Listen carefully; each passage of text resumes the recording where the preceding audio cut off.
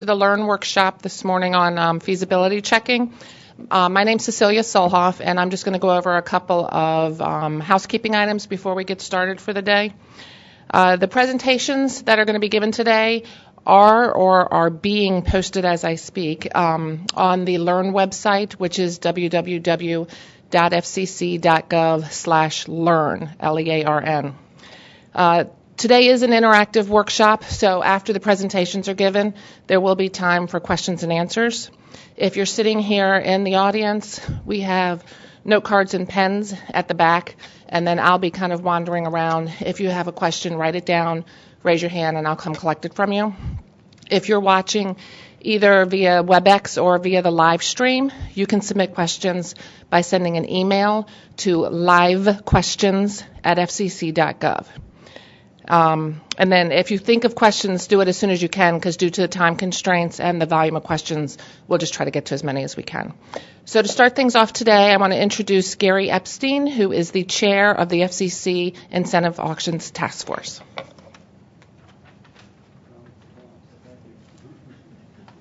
Yeah, as Evan said, hold your applause, please. On behalf of the task force, I'd like to welcome you today to two workshops discussing two important pieces of the incentive auction process: repacking, feasibility checking, and predicting inter-service interference. These are technical but crucial parts of the incentive auction. Both were the subjects of recent public notices, and these workshops are an important part of explaining and obtaining public input in our work.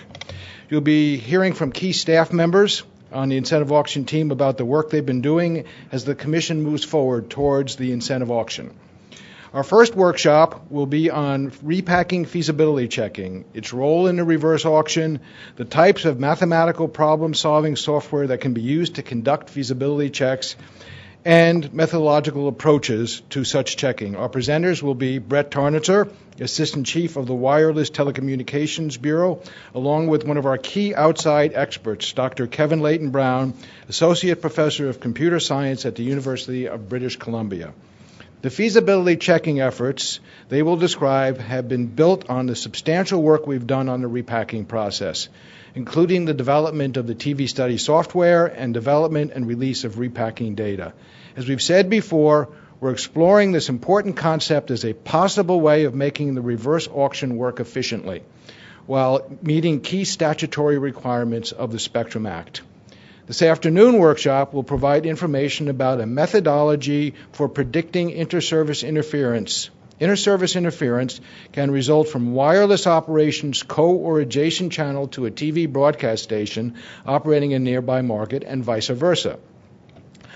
The methodology they will describe is an alternative to other approaches proposed by stakeholders, including a fixed, predefined geographic separation distance between TV and wireless services. Our presenters this afternoon will be OET Chief Julie Knapp, accompanied by Matthew Hussey, Robert Weller, Martin Doskat, and Barbara Pavon, once again along with Brett Tarnitzer of the Wireless Bureau.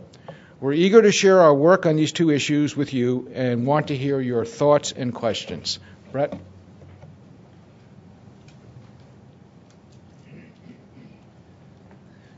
Good morning, and thank you for coming to hear about the next step in our discussion about how we can put this all together and create a successful incentive auction. Today we're going to talk about feasibility checking. I'll explain what it is, why you should care, and what the staff has been doing about it as we go along.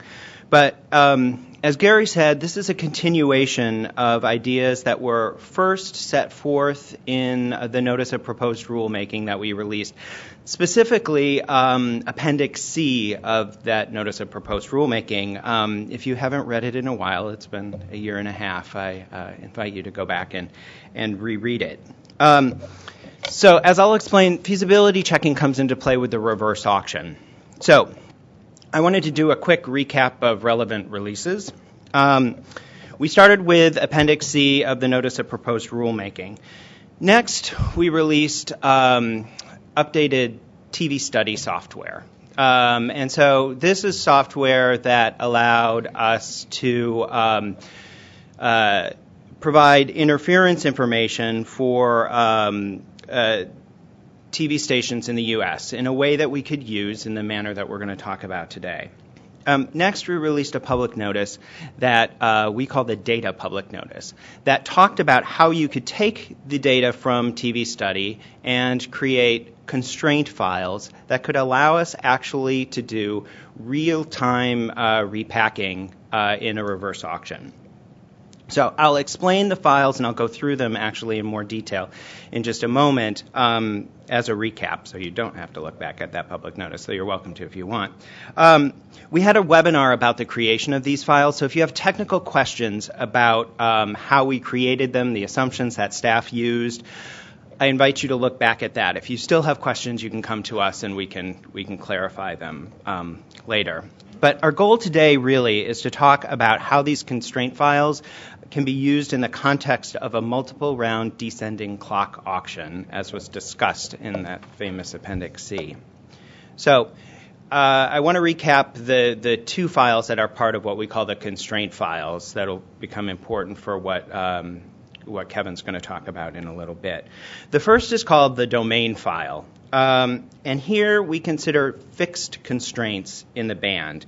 In the case of the data PN, we explained that these were incumbent users on TV channel 37, land mobile users in the T-band, as well as Canadian and Mexican stations. So it allows us to create for each station a list of the possible channels that station could be assigned in any of the TV bands, low V, high V, and UHF. It doesn't say that they have to be assigned them. It just shows the total possibility of stations considering these fixed constraints that any station could be channels that any station could be assigned. The next is the interference constraint file. It'd be easy if all you had to worry about was the domain and could assign any station, any channel in there, but it's not so easy because of interference between broadcasters. So the interference constraint file fleshes out the relationships between the TV stations. So it considers interference between each pair of TV stations, looking at the co- and adjacent channel relationships. So the file describes for a given station which other stations cannot be assigned either adjacent +1 or adjacent -1. So you'll see 3 lines for every TV station to describe those relationships. So if you look at the two files together, the domain and the interference file, you can begin to see how we can use them to assign channels to stations. You know which channels you can assign to any station, and if you assign a given channel to one station, which other stations you can and can't assign other channels. So how can we use this data in the context of a reverse auction? We can use this data along with the feasibility checking techniques that we're going to talk about next to determine which bids can be accepted based on the feasibility of being able to assign a channel or not to continue broadcasting in a broadcaster's home band. So remember, accepting a bid in this context means that the station would either voluntarily go off the air, move to another band, or channel share. The feasibility checking will ensure that there exists at least one feasible channel assignment for stations that are going to remain on the air.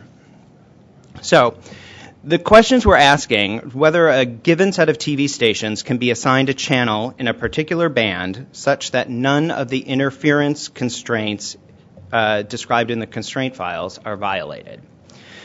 To do this, we've got 3 key inputs. So the question file, which lists the stations we're trying to assess the feasibility of and where their home band is now. The domain file that we explained that lists all the possible channels any station could be assigned, and the interference file that describes the coexistence relationships between these stations. So these are fed into a feasibility checker, and the result is one of 3 answers. Either yes, there exists at least one way that you could assign channels to this set of stations that you don't violate any constraints. no, there's no way to assign them each a channel and not violate any constraints, or that it couldn't find a definitive yes or no answer within the time allotted, which is deemed a no from our perspective because you wouldn't want to, would want to assume that you couldn't if you can't prove that you can. So how could this work in the case of a descending clock auction like the one that our auction consultants proposed in Appendix C?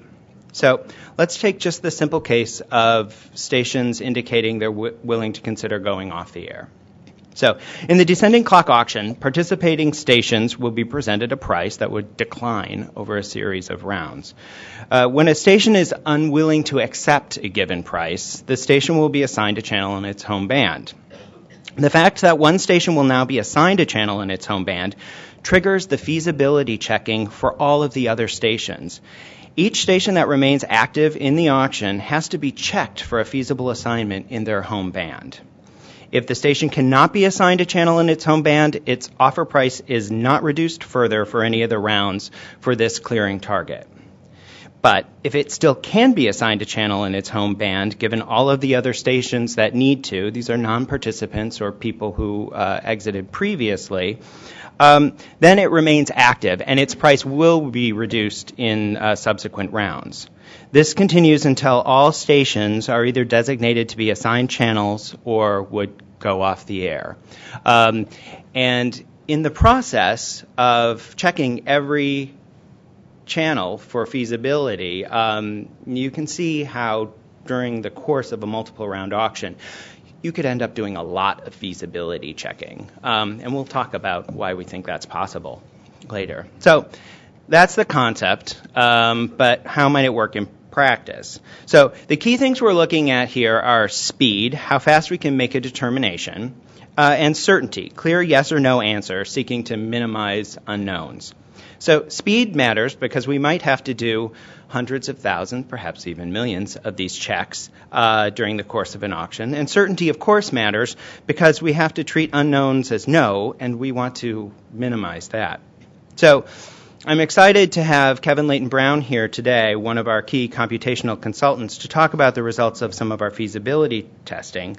But in order for him to be able to get results, we had to feed him some problems. So we generated literally hundreds of thousands of feasibility questions. The way we did this was by creating different rank orders of stations by randomizing bid amounts. The station with the highest bid amount was selected to stay in its home band, triggering the generation of feasibility checking questions. We continued station by station, generating more sets, and then re-randomized the bid amounts and continued to do this.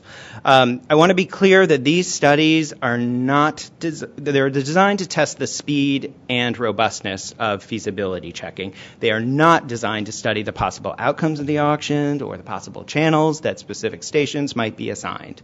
It's really to look at the feasibility testing question. So there are a number of different ways that you can do feasibility checking. You can use integer optimization solvers, constraint programming solvers, satisfiability solvers. Our teams looked at all of these. There may be others, but today we're going to focus on an approach that has shown impressive results, the use of SAT solvers. Kevin's going to explain more about that. And lucky for you, you don't have to listen to me try to explain it. So Kevin's a member of our auction consultant team. As Gary mentioned, he's also an associate professor of computer science at the University of British Columbia.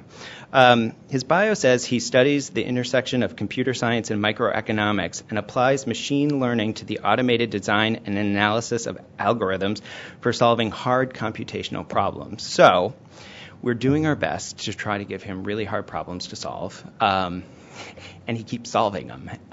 So he's going to talk a little bit about the work that he's done and some of the results that we found, and then we will happily answer questions. Thanks.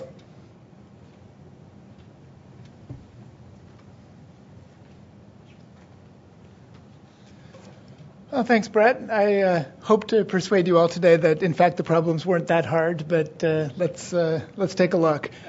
So I guess I'll switch directly to my slides, if you can do that. Thanks. All right, so I'm going to begin by telling you what this satisfiability problem is and how we encode the feasibility checking problem as a satisfiability problem. And after that, I'll move on to presenting some results based on this simulated data that Brett just told you about. So satisfiability is one of the most widely studied discrete combinatorial optimization problems in computer science. The idea is to take a logical formula that consists of variables that can take either true or false values and ask whether there's any way of setting values to those variables that makes the whole formula evaluate to true. I'll say that again a little bit more formally, but that's the general idea. I want to take a logical formula with true and false values and figure out if there's some way of making the whole formula be true. And SAT turns out to be a really powerful formulation for thinking about yes-no questions that involve true-false values. So it's not so practical for thinking about maximizing revenue or taking some real valued objective function and trying to maximize it.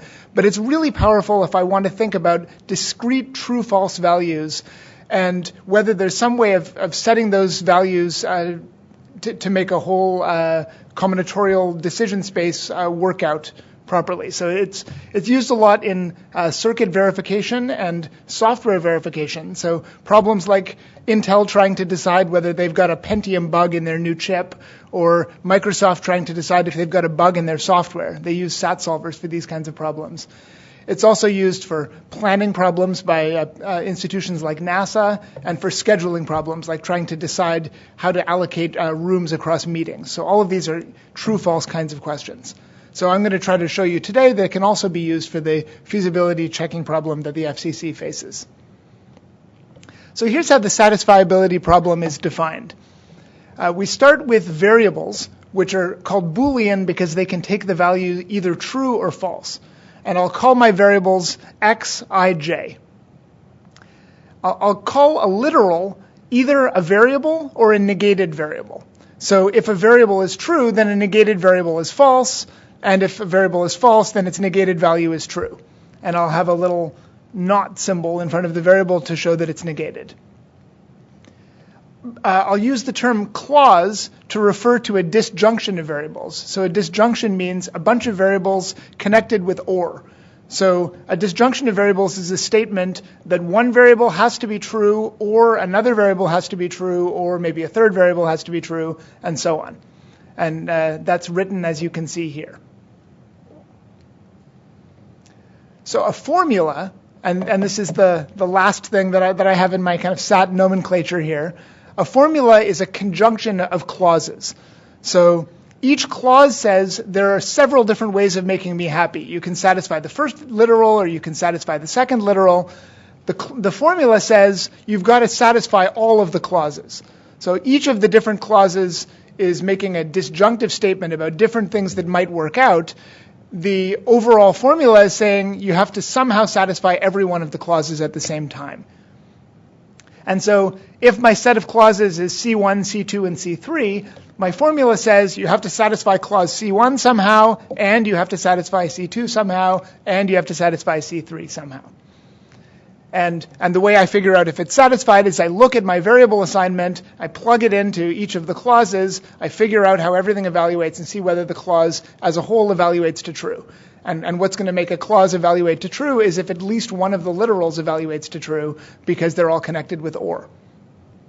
So the fundamental question that people ask about SAT, and that I'll be asking today, is whether there exists any truth assignment to the variables that makes the whole formula evaluate to true. So what a SAT solver does is it looks at a formula and it either supplies an assignment of values to the variables that makes the whole thing evaluate to true, or it proves that there does not exist any such assignment. Now, satisfiability problems can be difficult to answer in a formal sense. For those of you who are complexity theorists, satisfiability is a so-called NP-complete problem. And this means that under a widely accepted conjecture in computer science, we expect that there will exist some problems which are computationally difficult to solve. However, it turns out to be a happy fact about complexity theory that although we expect there to be some very bad worst-case inputs, it's possible to design solvers that work very well in practice when we know something about the distribution of problems we'll face. And that's what's really great about the FCC's problem. We know what the constraint map of the United States looks like in advance. So we don't have to build a solver that will work well on arbitrary problems for arbitrary countries, regardless of how interference works. We have to build a solver that will work well on the given interference map that we know we have in the United States, and that will work with the particular geographic properties that the United States has. And that really gives us a leg up here. So that's fundamentally why we should expect that this kind of thing could work at all. The reason why alternately you might look at this the other way and say, why is this not just easy? Why can't I just plug in values for these variables and have it trivially work out? The reason why it's not trivial is because of these literals I told you about before. Because some of the variables take negated values, and others of them, and that same variable somewhere else might take a non-negated value. So to satisfy a clause, I can't satisfy a clause with both the variable and the negated variable because one of them is going to evaluate to false. So to make the whole thing work out, I've got to decide where that variable is going to contribute true values and where it's going to contribute false values. And intuitively, that means I need to search over the space, considering whether that variable should take true or false values. One more thing I want to tell you about satisfiability before I get down to specifics here is another really useful property that satisfiability has from the perspective of the FCC's problem. That is, once a SAT solver gives me a satisfiable assignment, once it claims to me this problem is satisfiable and here's an assignment that I found that shows that it's satisfiable, it turns out to be very computationally easy to verify that this answer is correct. So it's not necessarily straightforward to look at a problem specification and decide whether it's satisfiable or not. But if somebody comes to you and says, this problem really was satisfiable, and here's the assignment that I found, it's very easy for you to take that assignment and plug it into the formula and check that it really makes every clause true. And that's important because the thing that's most important in using the feasibility checker in practice is ensuring that we never claim that something is satisfiable when it's really not. Because that would mean that we would potentially pack stations into some amount of spectrum where interference really existed, and that would be a terrible thing. So we want to be able to verify that claims of satisfiability are really correct. And luckily, this is something we can do computationally easily. So in fact, all of the results that I'll present checked satisfiability using two completely distinct sets of code just to ensure that we don't have any mistakes there. And generally speaking, that's something the theory says that we can easily do. Okay, so let me tell you a little bit about what we call SAT-FC, which is our strategy for TV station feasibility checking. Basically, we proceed as follows. We start out by being given a feasibility checking problem specified in the way that Brett described. We then encode it as a satisfiability problem. So we create a formula that consists of a bunch of clauses defined just as I told you before, which encodes the particular feasibility checking problem that we've been given. We then run what we call pre-solvers, which are procedures that take a very short amount of time to run that may or may not give us an answer, but that get rid of the easy problems very quickly. And then after having done this, we're left with a much smaller amount of much harder problems, and we then use more sophisticated techniques in order to solve those using SAT solvers. And I'll tell you about both of those steps. In practice, we also had to make a lot of engineering effort to reduce overheads and make this fast in practice. So I'll show you some graphs showing you what we've been able to achieve. But in practice, if we want to be able to solve hundreds of thousands or millions of feasibility checks, on one computer in real time, it's necessary just to get the constants down to make this all happen very quickly. And there are no theoretical reasons why this is hard to do, but it just takes a little bit of care to make it work out properly. I'd like to acknowledge my research assistant, Alexandre Fréchette, who's in Whistler today. You can see his selfie here from yesterday. They got a fresh dump of snow, so he's up on his snowboard today, but I think he might be watching us right now. So you could all be there if you weren't here. But you're not, so too bad. All right. So let me tell you a little bit about how we encoded the feasibility checking problem as a SAT problem. So first of all, to do this, I need to tell you what the variables mean and then which clauses we put in the formula. So I'm going to have one variable x sub SC for every station S and every channel C in that station's domain. So for every station and every channel that station could take, I'm going to have another variable. So that means I'm going to have many variables. In particular, I'm going to have many variables for every single station. So that's the easy part. That's all of my variables. I'm going to have all kinds of different variables. What are the clauses going to be? Well, because I have many variables for every single station, I certainly don't want to assign the same station all kinds of different channels at the same time. That would make no sense. So I have to say that for every pair of channels in the domain of a given station, at most one of them can be assigned. And the way I say that in a SAT formula is to say it's not the case that station S takes channel C1, or it's not the case that station S takes channel C2. So notice that this clause would not evaluate to true if both SC1 were set to true and SC2 were set to true. So this forces at least one of them to be false. Now, of course, this clause would also be satisfied if they were both set to false, which would mean that the station was assigned no channels at all. And that also wouldn't be a good thing. So I have a second constraint here, a second clause, which says for every station, it must take at least one of its allowable channels. And so that works by saying SC1 or SC2 all the way up to SCN, the largest value in its domain. And so this would be satisfied if I set everything to true. But once I put these two things together, then I'm left with the situation that every station is allowed to take exactly one value. Still, so far, so easy. This would all work if I just allowed every station to take any given value from its domain. All of the hard work happens in this last constraint here, which represents the interference values in the interference paired.csv file that Brett told you about before. And these constraints are easy to describe, but we're going to have a lot of them. Basically, in the interference file, we end up getting told that there are pairs of things that can't happen.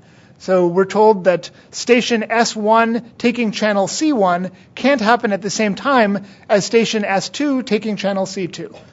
And if that's the case, then I just make a constraint that forbids that pair. So it says one of them must be false or the other one must be false. And that's it. Those three sets of types of clauses give me my whole SAT formula. So I'm going to have many variables. I'm going to have many instances of each of these kinds of clauses. I'm going to say all of them must be true simultaneously, and that's going to be my SAT formula. So that's it for my encoding. I told you that there were three things that we do in our approach. The first is to encode, which I've just told you about. The second thing is to pre-solve. So let me now explain to you how the pre-solving works. So we have two, in the ladder setting, we know that there are going to be a given set of stations that were packable, and we're then going to be given one additional station and asked whether we could add that to the packing and have the packing remain feasible. So pre-solving leverages the fact that we're solving the problem incrementally in this way to make things quicker. So first of all, we test to see whether adding the new station makes the problem infeasible. And I'm going to call that unsat, which is an abbreviation for unsatisfiable. It means that the problem's infeasible. We can't find an assignment that satisfies the formula. So one thing we can try that's quick and turns out to be pretty powerful is we can take all of the stations that don't interfere with the station that's being added outside of its neighborhood in the constraint graph. And we can just drop them from the problem. We can imagine that they don't pose a problem at all. So we can look at a simplified problem that only considers the station being added and its immediate neighborhood. And we can say, is it the case that even that problem doesn't have a solution? And even if that simplified problem, where we didn't consider all of the further away stations, is unsatisfiable, then it can't help to think about all these other stations too. That would only make things worse. And so we can decide if this smaller problem is infeasible, that the larger problem must be infeasible. And so that's a quick way of proving infeasibility. Now, if the smaller problem is feasible, that doesn't tell us anything. It might still be that the larger problem is infeasible, or it might be that the larger problem is feasible. So this is only a way of testing for unsat. After we've done that test, we do a second test to see whether the problem is satisfiable, that proceeds sort of similarly. This one starts from the actual previous satisfiable solution that we had from the previous step of the ladder.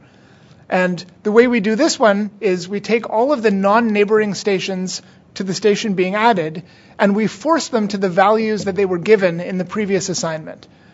And we then leave open the neighborhood around the station, and we again ask for this very small satisfiability problem. Is it the case that we can find a satisfiable value when we restrict all of the non-neighboring stations, we clamp them to their previous values? And if we can find a feasible assignment here, then it really is a feasible assignment. And so we've proved feasibility because we have a value assigned for every station in the problem. If we can't prove feasibility, it might mean that we need to change the value for some station not in the neighborhood. So we, again, haven't proven anything. And so, again, this is kind of a one-sided test. This allows us to prove feasibility, but it doesn't allow us to prove infeasibility. But both of these pre-solving steps are very fast to do, and so we use them to improve performance in our SAT solver. The last thing I'd like to tell you about before getting into some results is the idea of algorithm configuration. And this is the machine learning approach that Brett alluded to from the research that I do. So this is something my research group has been working on for about a decade now. And the idea is that when you're trying to design an algorithm to work well in practice, it turns out that different algorithm designs work well given different kinds of data. I mentioned to you before that we know a lot about the data that we're attacking here because the interference problem is specified in advance and the map of the United States is specified in advance. So given that wealth of data, we want to design a SAT solver that will work well on this particular kind of problem. And it doesn't matter to us at all whether it would work well on circuit verification problems for Intel. So we want to target this particular problem. And the way we do it is in an automatic way. So we give ourselves many instances of problems that could arise in this SAT solving domain. And we then use a sophisticated technique called sequential model-based algorithm configuration that was developed by my group and my collaborators. The key collaborators I've worked with are shown here: Frank Hutter, Holger Huss, and Steve Ramage. And basically, this software repeatedly tries out different designs of the SAT solver to see which ones work well in practice. And I'll show you what kind of impact using those techniques has had on the performance we've been able to achieve. All right, so enough about the theory. Let me show you now what we've been able to do. So I'll break these results into two sets. I'll first of all speak about packing in the VHF band, and afterwards packing in the UHF band. Now, it turns out VHF packing is particularly important in the latter because it happens really often. We have many VHF problems for every UHF problem. So it was particularly important for us to ensure that VHF performance was very efficient. VHF is an easier problem because there aren't that many channels in the VHF band, and so the size of the SAT problems that we encounter in VHF are smaller. So here's a graph of the performance that we were able to achieve. I'm going to show you a lot of graphs that look like this. I hope you can see them, and if not, perhaps you have a printout in front of you. I had to scale these down so that the closed captioning wouldn't stomp all over my graph, but that makes it kind of hard to see. But nevertheless, what really matters is the shapes of these curves, which I think you can see. So let me walk you through it. So all of these graphs are empirical cumulative distribution functions, ECDFs. And by the end of this, that's going to be bread and butter for you. So let me walk you through this so that this makes sense to you. So on the x-axis here, I'm showing you the number of seconds that my SAT solver took to run. And the important thing for you to realize is I'm showing you this on a logarithmic scale. So every vertical axis line is a multiple of 10 in the number of seconds. So the first dotted line, I guess I can't use the laser pointer, but the first dotted line that you see, the leftmost dotted line, is the 1 second mark. The next dotted line, the rightmost dotted line, is the 1 minute mark. So you see everything left of the leftmost dotted line is runs that took under a second. So most of this graph is really infinitesimally short amounts of time, and only kind of the rightmost stuff is amounts of time that would be noticeable to you. And on the y-axis here, I'm showing you the fraction of instances from our test set that were solvable by the SAT solver. So all of the curves that I'm going to show you start out at 0 at the left, and they make their way up to 1 at the right, because as time goes on, we're going to solve more and more instances until eventually we get to 100%. So the graph, kind of the happiest graph, the graph that would make us all happy, is the graph that way over at the left immediately spikes to 1. That would mean that at some very small amount of time, we solve everything, and then we're done.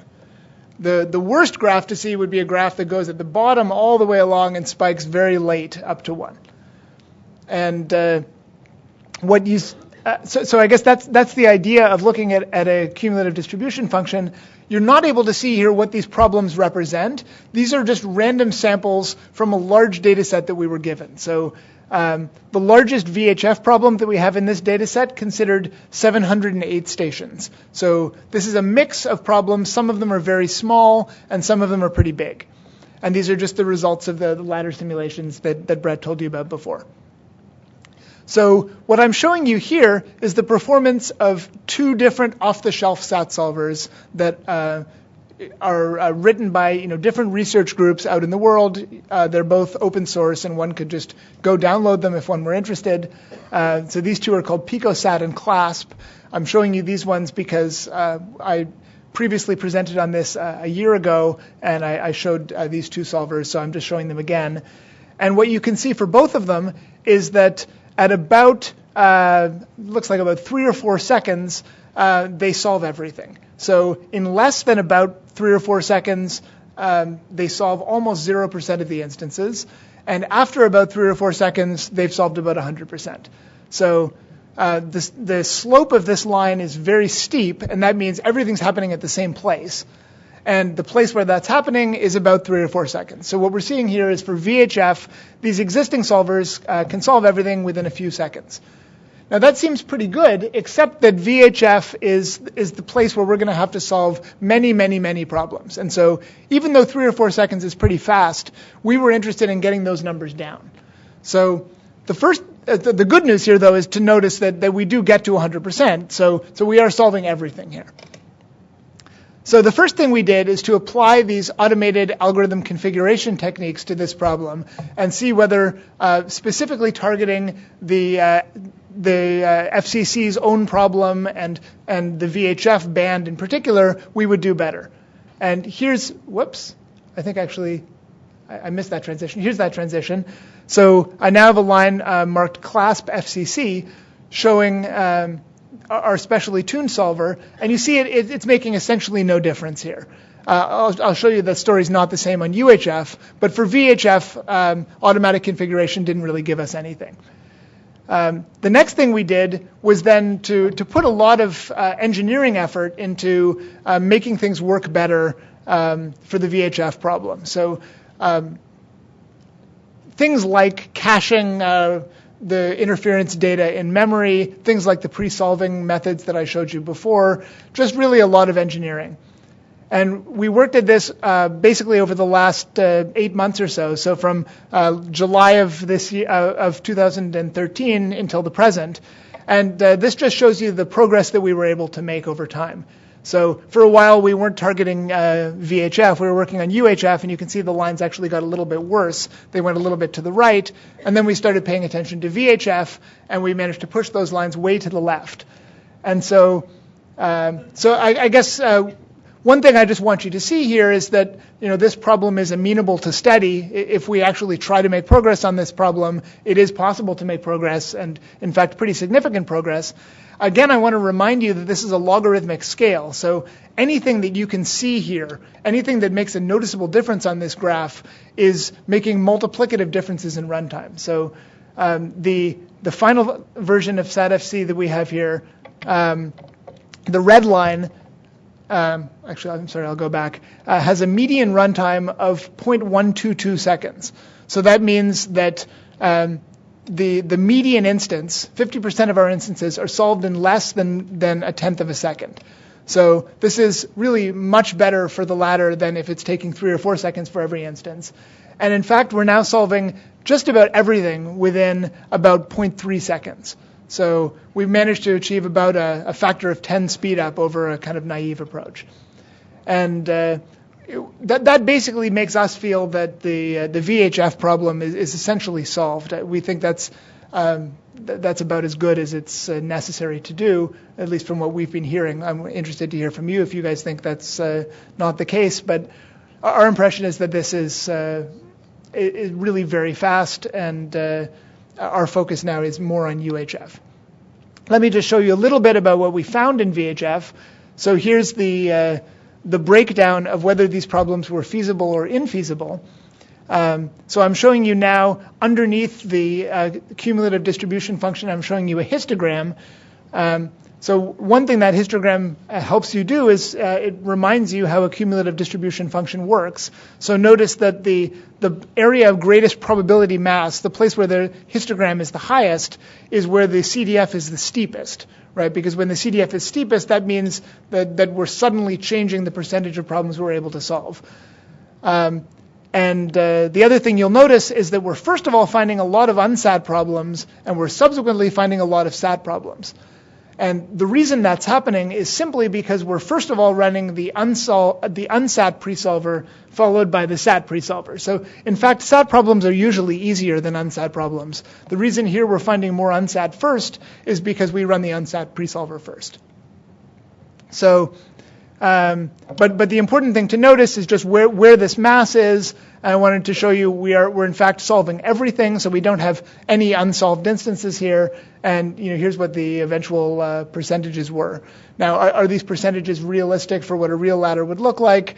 I have no idea. I'm only looking at this particular simulated data. I would imagine that real data eventually might be different. That, as Brett mentioned, that's not really our focus here. Okay, so I'm now going to switch from VHF, which I guess I consider to be the easy problem, and switch over to UHF, which is a much more involved problem. So I'll again start by looking at off-the-shelf SAT solvers.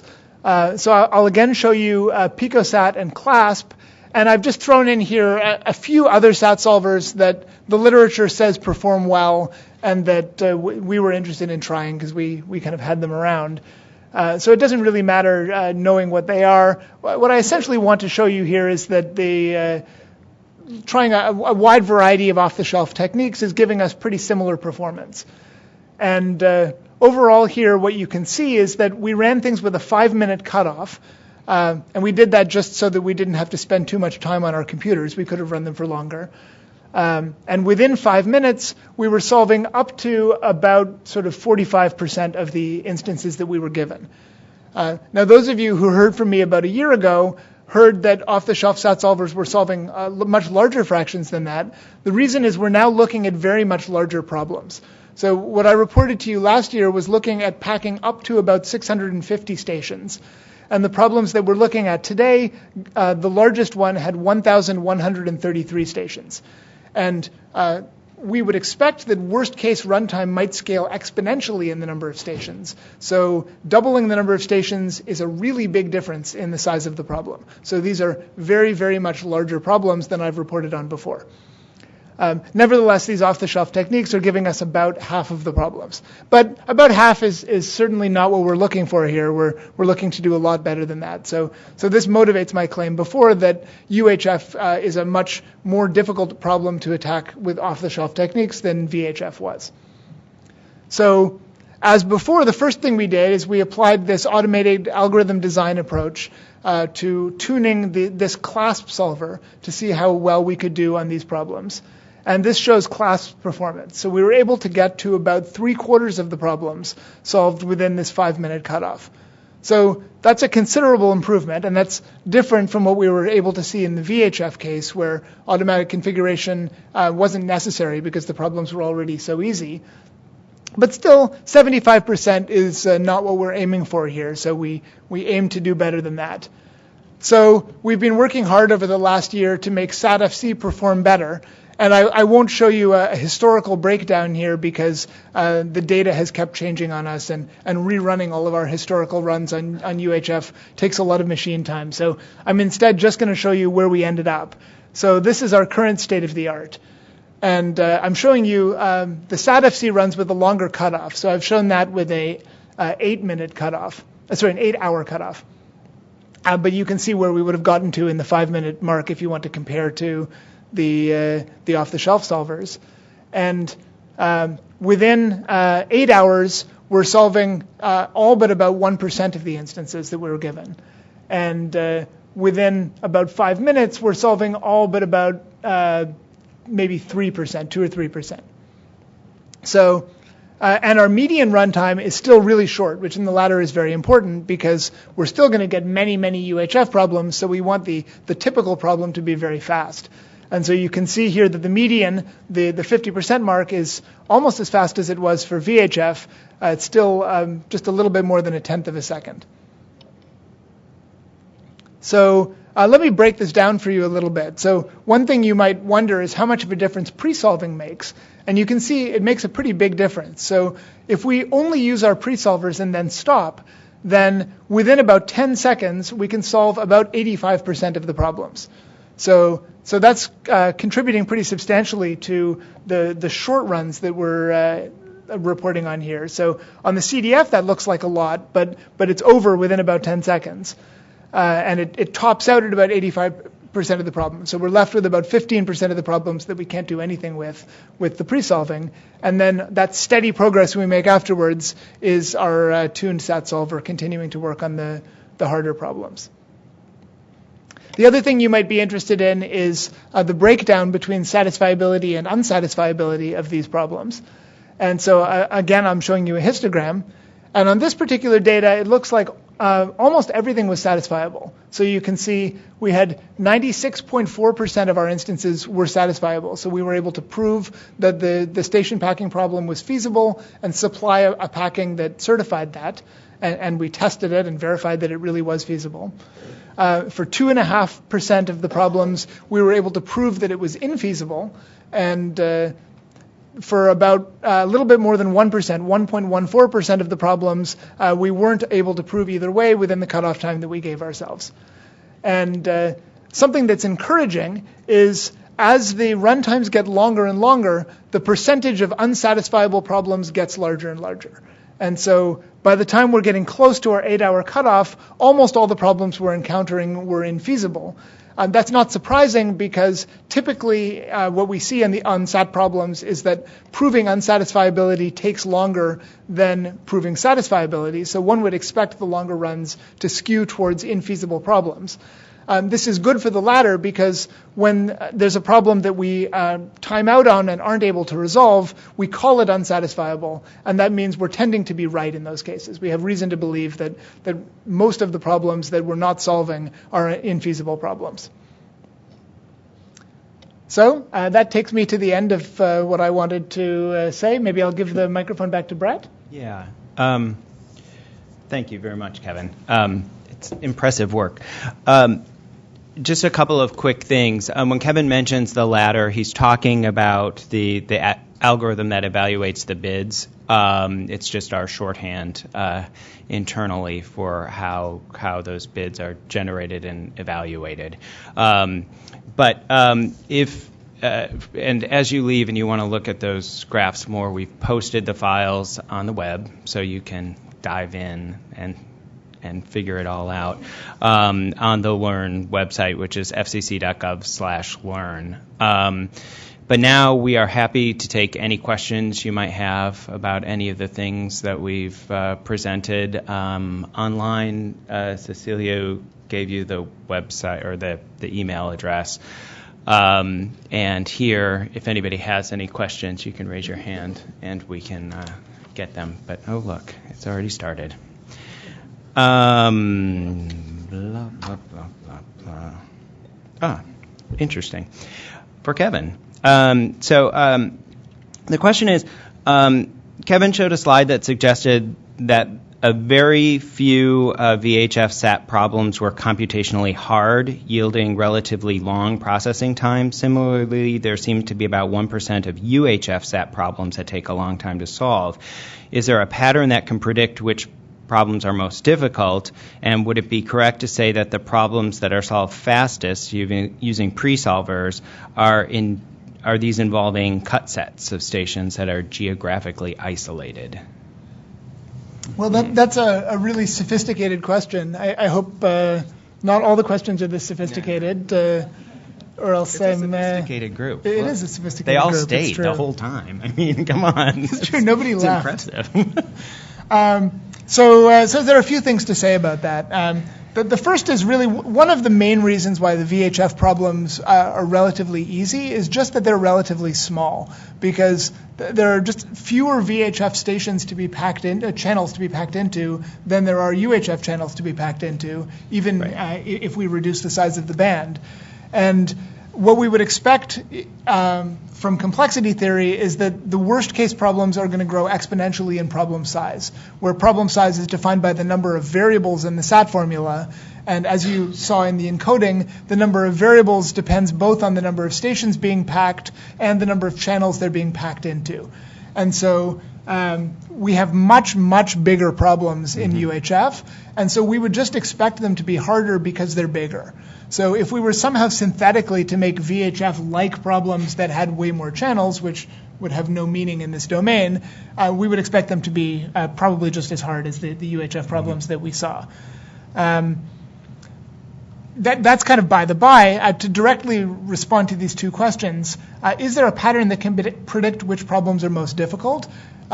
This happens to be something I've actually worked on for a long time, maybe about 15 years. Generally, it is possible to do these kinds of predictions. It's not something we've been focusing our efforts on here because I'm not yet willing to say that these problems are insurmountably hard. In fact, most of our efforts over the last 8 months have been on making the relatively easy problems easier so that we can solve really large numbers of these problems quickly. Because that's necessary for testing different potential auction designs and just being able to do all of this at scale. We're now starting to focus our efforts on the hard tail of problems, and I think it's quite likely that we can get those long run times down. So I think before we get to the point of trying to predict which problems are going to be hard, we want to make sure that we can't make them easier. Would it be correct to say that the problems that are solved fastest are those involving cut sets of stations that are geographically isolated? Not necessarily. That's possible. It's a good intuition to have. It might also just be problems where things don't change very much from the previous solution to the next step. So there could be a variety of different reasons that would contribute to why pre-solvers would be effective. There you go. We got a question about border issues, and they ask, are there different algorithms or software changes generally for determining feasibility for repacking along the border? I can start, and Kevin can finish. But the way that we deal with the border issues is actually through the constraint files. So we tell Kevin to tell his SAT solver what the constraints are on the border. That is, what channels are available or unavailable for U.S. stations because of those border constraints. But I don't know if we've done any looking at whether removing those, I mean, if there would be any reason to use different algorithms or software because of more border constraints. No, I mean, I guess the border constraints really show up as reduced domains rather than as constraints, because we don't need to consider the station in another country as a station because we can't change its value. Right. And then I can give the FCC answer that there are ongoing discussions with both Canada and Mexico about the border issues, and head that off. So you don't have to write that.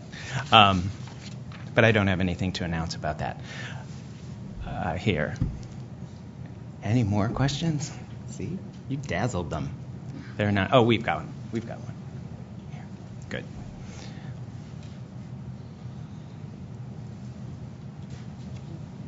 Great. You mentioned that there were many known factors used in presolvers. To what extent is geographic distribution of stations used in early computation? Do the unsat situations found have some sort of correlation to geography? That's a good question. The truth is that I don't know, and this is really the side effect of using a machine learning-based approach. So, essentially we're letting computers find complicated patterns in the data that we present. The data has various geographical regularity, and we know that matters. But in a sense, it doesn't really matter to us exactly which geographical properties are driving good performance in our solvers, as long as we know that the interference constraints that we're given when we're designing our solver are the same ones that we're eventually going to care about later. Then if we find a solver that is able to exploit things about that particular set of interference constraints, then we're in good shape. So right now, we're still in a stage where things have been changing on us. We're, as I think you guys are going to hear about this afternoon, there's different thoughts about ways of calculating interference constraints. There's parts of the auction design that are still under discussion. And so from our point of view right now, we're trying to think about getting from data to a solver that performs well. I think once everything is nailed down, it'll be interesting as a kind of second pass to look at exactly what that solver was doing and try to understand what it was exploiting. But that hasn't been our focus for the moment. Mm-hmm. Can I ask a clarifying? Sure. Yeah, I can relay it on the Okay, thank you very much. mic. Sure. So I guess it boils down to the question of whether the top of that asymptotic curve winds up producing unsats for the markets, the DMAs, that are so densely packed along the east and west coast corridor. So, I mean, if those are falling into the computational asymptote and you're calling them unsolvable because you're running out of compute time, then what's the implication for the auction? I can tell you there's nothing straightforward like that. I mean, we've looked at the problems that time out, and there's nothing really obvious about them. And that, again, is what we would expect from complexity theory, that it's going to be rich things about the ways that all the constraints everywhere kind of interact. It isn't like you could kind of eyeball it, and every time you have too many stations in the eastern seaboard, it's going to become unsat. I mean, you can see here that almost everything was satisfiable, and we're looking here at many tens of thousands of instances, and so just about everything there's a way of doing. So it's really kind of edge cases that were becoming unsatisfiable. So if there was something easy like that, we would have been able to see it in the data. Mm-hmm. We've got a couple of more questions. Do processing times improve with increased computing power? Why or why not? So the role of computing power. Absolutely. When the computers get faster, the times get smaller. So I should mention that the results that I presented here were using just kind of a regular desktop machine, probably the kind of thing you've got on your desk if you bought your computer recently. If not, you should get a new computer. And blame us for having to do it. But yeah, it's not a really big difference. And on the other hand, the thing about plots on a log scale is if you get a computer that's twice as fast, you're only going to move over one tick on the log scale. So you shouldn't imagine really vastly different qualitative picture if you have a computer that's twice as fast, but you should imagine that everything's going to get twice as fast. Here's a good one. It seems the SAT solver is not good for a small set of problems, say 5%. Have you considered a hybrid of using a different approach for those hard problems? I love it, getting all of these problems that are letting me talk about things that my research group studies. I promise that wasn't the plan. But yeah, this is something that's close to my heart. The idea of using what we call algorithm portfolios, which are sets of different algorithms that can be put together to perform well. This is a kind of a good idea because often it's the case that different algorithms have different areas of strength. We imagine that that's probably going to be one of the ways of attacking the very hard problems here. It's one of our current areas of investigation. I don't have any results to present on that today, but I think it's a very good idea, and it's one that we're pursuing. We got a question about the size of the problems that we showed UHF performance for about 1,200 station. Can you speak to performance with 1,500, 1,600, or more stations? So as the problem gets larger.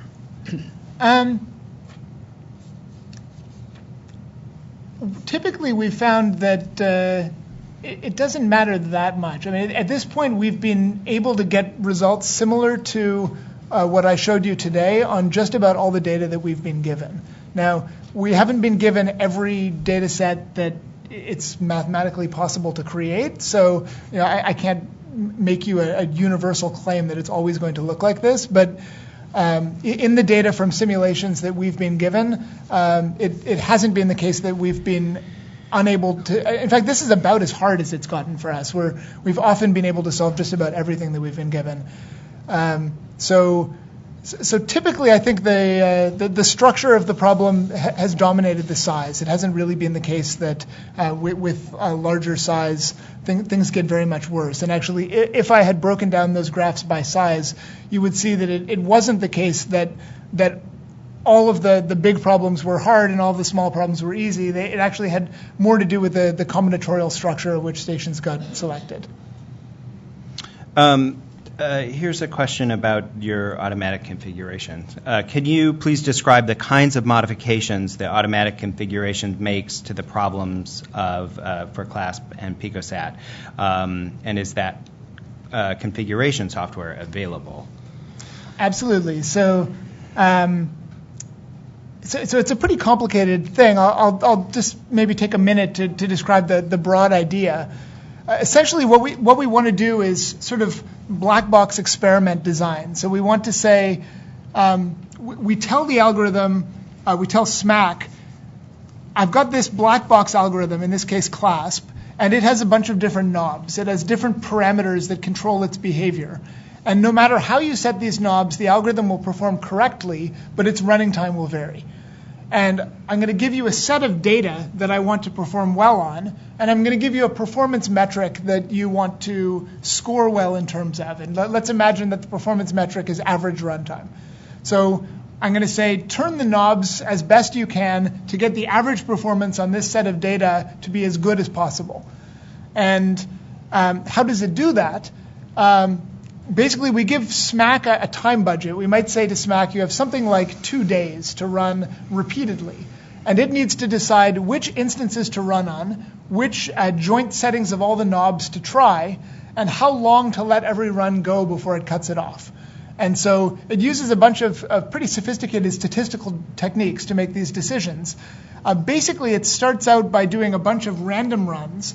Then it learns what we call a response surface model. So it fits a machine learning model to what it sees in the parameter space and ends up learning kind of a surface that says in parameter space, where does it believe the good configurations are and where does it believe the bad configurations are, along with error estimates. Then it goes to parts of that space that it thinks look promising and it focuses its attention there.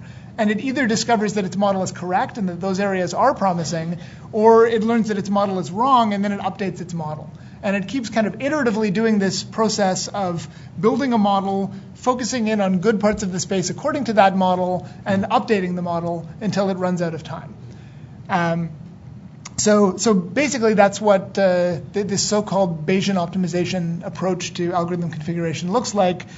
We've written papers on this. If you're interested, you can Google my name and you can find a bunch of references that will tell you more than you want to know about how this works. Is the configuration software available? Yes. It's downloadable. If you follow links from my webpage, you can find that too. The license that it's available under is free for academic use, and there's a charge for commercial use. So, truth in advertising, you can get it, but to legally use it, you have to pay my collaborators. But if you're an academic, for example, feel free to download and use it. Here's a question about sort of how this fits into the auction. Does the feasibility checking system have to solve absolutely 100% of the satisfiability problems presented in each round in order for the auction to work properly? In other words, does even a single unsolvable problem present a big problem for the auction? To answer that exactly, does even a single problem present a big problem for the unsolvable problem present a big problem for the auction? Is possibly, which is why we want to solve as many problems as we can. The implication of not being able to definitively determine a yes or no on the feasibility question is that we have to assume a no. And that means that there isn't a place to assign a channel to that station, so that station's bid to go off the air would be accepted. If there is, the prices would fall. So yes, there is an implication to the auction, and that's why we're pushing Kevin so hard to solve as many of the problems as possible. Somebody asks whether there are studies done to see how far from the feasible solutions are from the optimal solution. And that answer would depend on how you define the optimal solution. The feasibility checker is searching for any solution, a way to be able to assign channels to that set of stations. And if there is any way, just one, it can reply yes. So there can be multiple ways to do that. We've talked about so this would be inappropriate for assigning final channels to stations because it just stops when it finds one. And so we've talked about using optimization techniques to actually do a final channel assignment, to take a number of things into consideration. Statutorily, we have to take into consideration the repacking of stations, the cost of it, and there may be other factors that the Commission wishes to consider.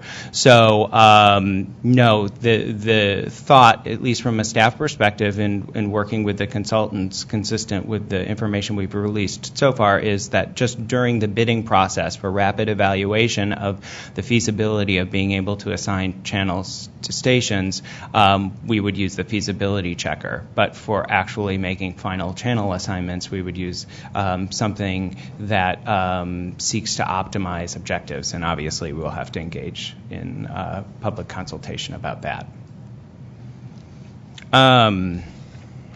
Let's see. Okay. Is there any back propagation opportunity to feed information from SAT-FC back to the interfering station discussions? For example, to say, if this guy agrees to X, SAT-FC says we can get to a satisfiable condition. Is there an opportunity? Not as we've discussed it. That would mean somehow changing the constraint files, which I think we would envision would be set before the auction and be specific. So this process does not contemplate a back and forth negotiation process with broadcasters during the auction to change those constraint files. So those would stay fixed during the auction.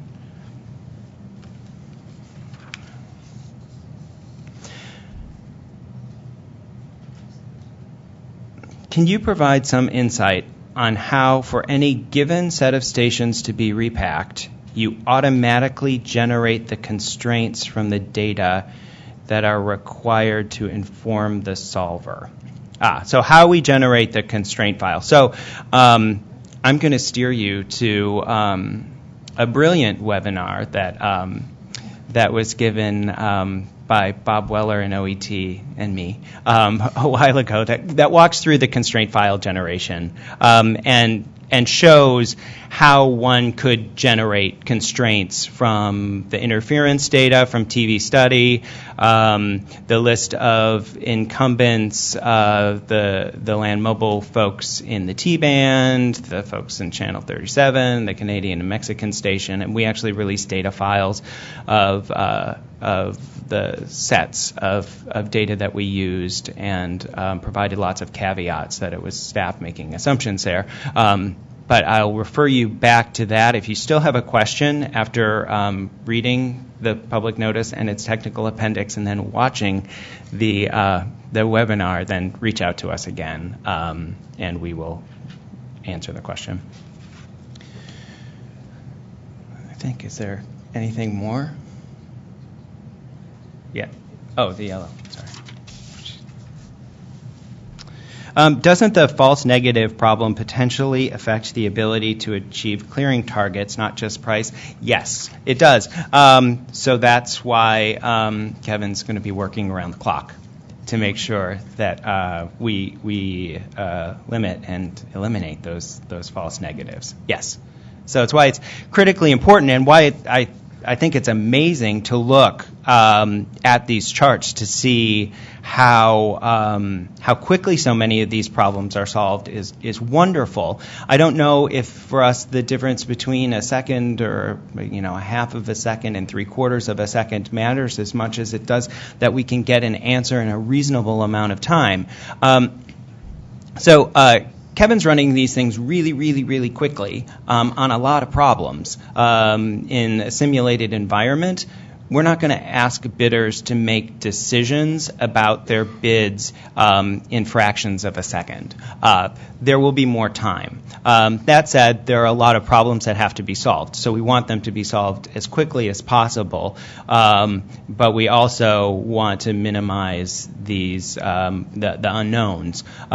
So there will actually be more time. I think we want to push that number down from 8 hours, and we're making good progress on that. But you're exactly right that it's important to get definitive yes or no answers.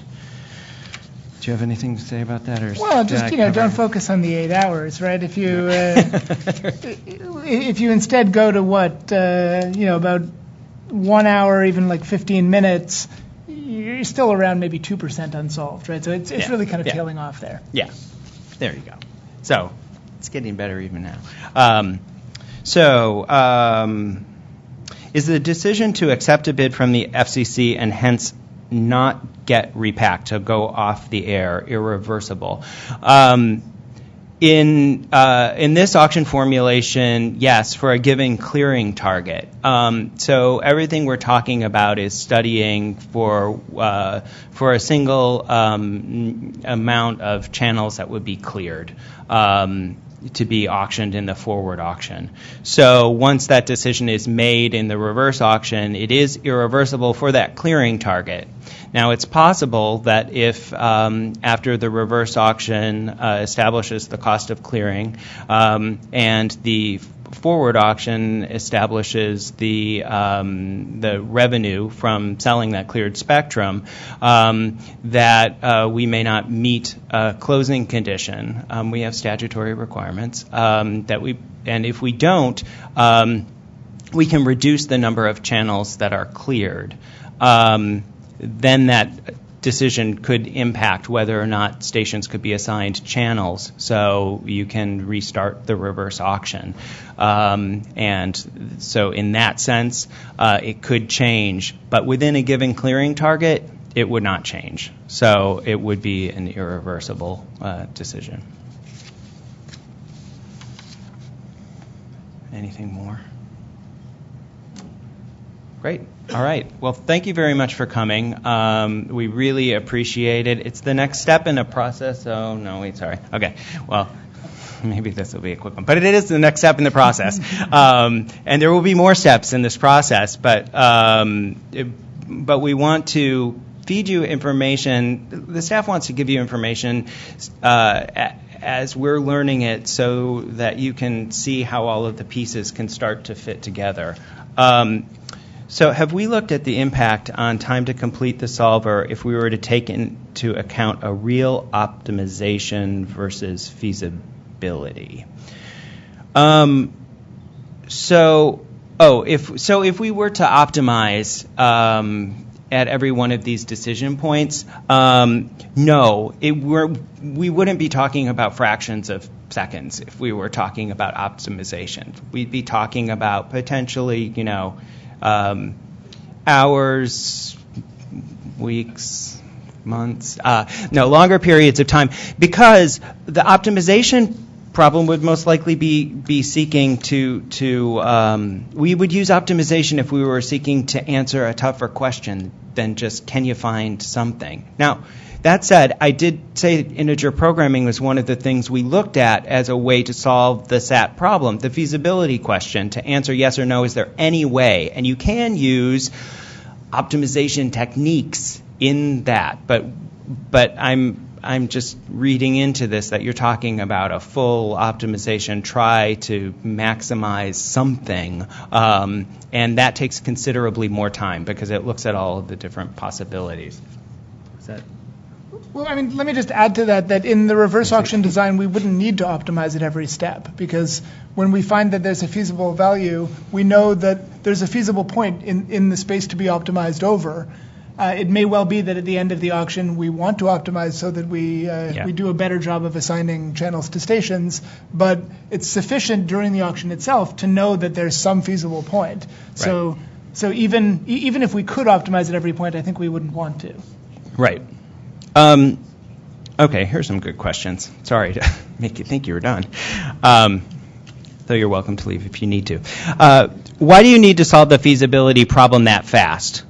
I don't think it's necessary that we have to solve it in under a second. I think it's more important that we can get a definitive answer, but you don't want to have to wait 8 hours if you don't have to, because this is what processes all of the bids to allow us to move on to the next round in a multiple round auction and drop the prices. So it's important for the length of that auction that you're able to make quick computations here to be able to let the auction move to the next stage. That said, as I said before, we're not going to ask people to make split-second decisions, but I'd rather not have to have a day or two in between price drops in an auction. If any of you have ever participated in an FCC auction, if not, we have one going on now, you can watch online. It can take a number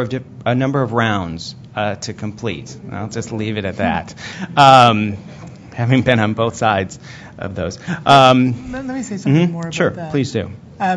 Just that I did mention before that our focus has been on making relatively fast problems faster rather than making these unsolved problems solved. And the question might be sort of asking why I would have cared about that. Mm-hmm. The reason is to support both the economists and the FCC in studying the auction so that they can run many, many different simulations under different kinds of conditions and better understand how the auction would perform so that they have more confidence in the way the auction would actually work in practice. So, of course, it's necessary to study this thing to death before actually running it once. And so our focus right now has been in supporting the studies. Eventually, before it's run, we're certainly going to care about getting that unsolved percentage down to zero, but our short-term priority has been supporting the studies. Yeah. Here's a good one. Does the need of solving the feasibility problem fast imply that the FCC will use a descending clock auction? Does that mean we'll no longer consider alternative designs? It does not. It means that if the Commission is to use a descending clock auction, we will want a feasibility checker that gives us definitive answers in a rapid amount of time. So that's all it means. It doesn't imply anything that the Commission is going to adopt, because the Commission hasn't adopted this. This is staff work that builds on what our auction design team put forth in Appendix C of the Notice of Proposed Rulemaking. So don't read anything into this other than we're trying to flesh that out and show you that indeed we believe it is possible, that design is worth consideration because it can be done.